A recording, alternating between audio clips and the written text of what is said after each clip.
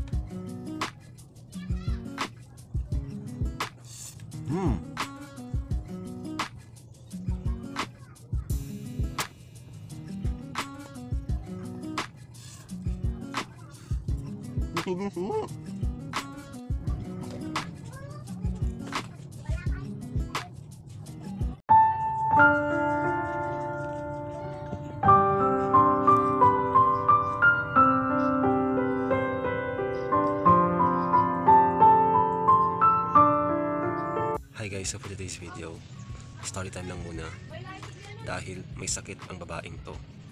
Nakakainis. So January 13, 2025, nang madaling araw dumating sila kuya dito. So syempre nagising ako dahil dumating sila. Wala pa naman ako na feel nun. Then anong oras na ako nakatulog? Magti-3 na rin. Hindi naman ako sanay na ganun na matulog. Pero sanay din naman akong magpuyat. Parang iba kasi yung body clock ko na tulog ako ng hapon. Although nakakatulog din naman talaga ako. Pero anong oras din? Mga alas 12. Bihira yung makatulog ako ng alas 10 or 10 pag meron talaga ako nararamdaman na sakit. So kinamagaan nun, di ba kapag sa atin kapag kompleto mo yung 8 hours na tulog, parang maganda sa katawan, sarap sa pakiramdam, parang wala kang, parang malakas yung pangangatawan mo. Kinamagaan nun, alas 9 na ako nagising. 9 is ay nasakit na ng batok ko. Isa rin siguro sa reason is dahil sa higaan. Tapos malala akong magsipon. So parang naapektuhan talaga yung, hindi niya rin talaga kasi maano kasi sobrang lamig ng panahon ngayon, bakit ganun kung kailan naman tapos ng December? Tapos, ano yung ganitong lamig ng panahon. Dito as in, grabe. Nababara na nga. Kaya kailangang ilabas ng ilabas. So, naapektuhan yung ulo ko. Sakit na feeling ko talaga. Sasakit talaga yung ulo ko. Until now, mainit yung katawan ko. Mainit. And then, ayun, nagtitik ako ng gamot. All in one na kasi yun, by Jessie. Ay, wala pa naman silang aasahan. Sana matulungan nila ako dito sa gawaing bahay. Dahil maghuhugas pa ako. Pero kapag hindi talaga din kaya ng katawan ko is talagang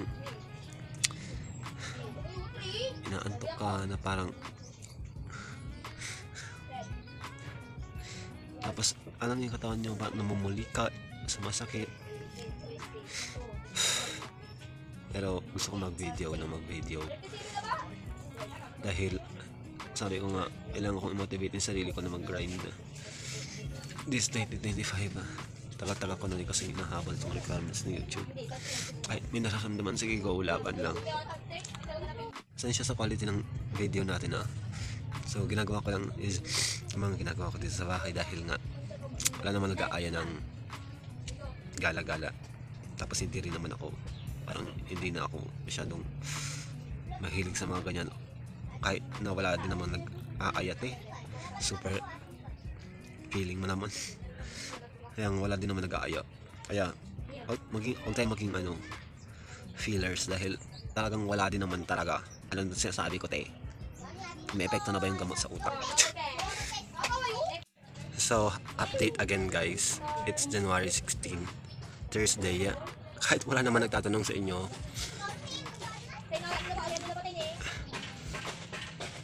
medyo masakit pa din talaga yung ulo ko. And then, kagabi kasi ang init ko, and then alam niyo yung hindi ko ma-feel na parang hindi ako naka-comfort na nakahiga ako kasi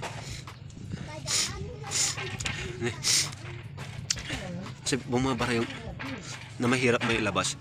Alam niyo, mahirap may labas yung sipon. Sorry sa word dito. Ayun nga, sabi ko nga parang naapektuhan yung sa ulo, sakit ng ulo. Until now talaga masakit pa din yung ulo ko. So hindi masyadong, although na kumakalma yung sakit ng ulo ko sa Biogesic. So kanina uminom ako ng paracetamol kasi nag-research din ako. Akala mo naman kung sino ako, diba, na makapag-update sa inyo. Ano bang pakailam niya sa life ko?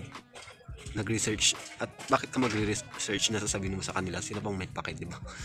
And then nag-search ako about sa ubo, sipon, sakit ng katawan, kasi yun yung nafe-feel ko talaga now. Sa panahon talaga ngayon, uso na naman ng sakit, uso ang sipon, ubo, kaya mas mabuti talaga na mag-take tayo ng mga vitamins para yung immune system natin is mas malakas, para hindi tayo kapitan ng sakit. So I need to take vitamins na rin. Lalo na na-stress ako at nagtiting talaga ako ng malala. Nag-isip ako ng malala about dito sa situation ng life ko. Ano yun? Tapos sabi ko gusto kong gumawa ng content sa YouTube. Mag-vlog dahil 2025 na.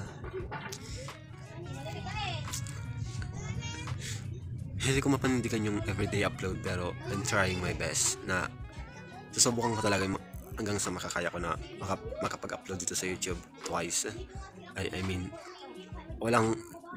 hindi siya dalawang araw na lilipas na kapag-upload na, diba, may upload ako. Parang hindi ko na siya papabutin ng dalawang araw para mag-upload. So yun, para alam niyo yun, yung palagi na akong nakikita niya sa FYP niyo. Charis.